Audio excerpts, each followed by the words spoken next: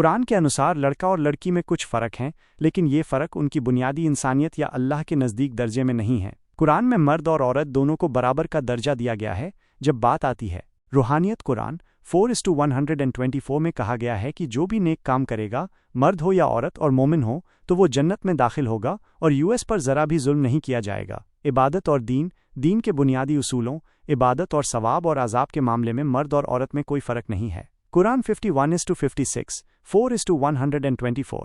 حقوق اور ذمہ داریاں، قرآن 2:228 میں ذکر ہے کہ عورتوں کے وہی حق ہیں جو مردوں کے ہیں، اچھے طریقے سے۔ قرآن مرد اور عورت دونوں کو اپنی کمائی کا حق دیتا ہے، 4:32۔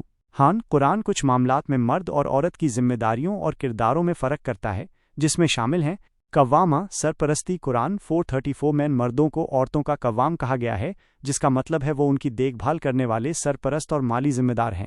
میراث کے حصوں میں عام طور پر مردوں کا حصہ عورتوں سے زیادہ ہوتا ہے، لیکن اس کی وجہ عورتوں کی مالی ذمہ داریوں کا نہ ہونا اور مردوں پر گھر کی ذمہ داری ہونا بتائی جاتی ہے۔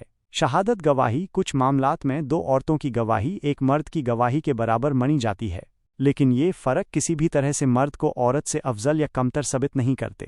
اسلام میں افضلیت کا معیار صرف تقوی، اللہ کا خوف اور نیک عمل ہے۔ قرآن 49:13 میں فرمایا گیا ہے کہ بے شک اللہ کے نزدیک تم میں سب سے زیادہ عزت والا وہ ہے جو تم میں سب سے زیادہ پرہیزگار ہے۔ اس لیے قرآن کے مطابق لڑکا اور لڑکی انسانیت اور روحانیت میں برابر ہیں، لیکن ان کی ذمہ داریوں اور کرداروں میں کچھ فرق ہو سکتے ہیں جو ان کی فطری اور سماجک ضرورتوں کو دیکھتے ہوئے طے کیے گئے ہیں۔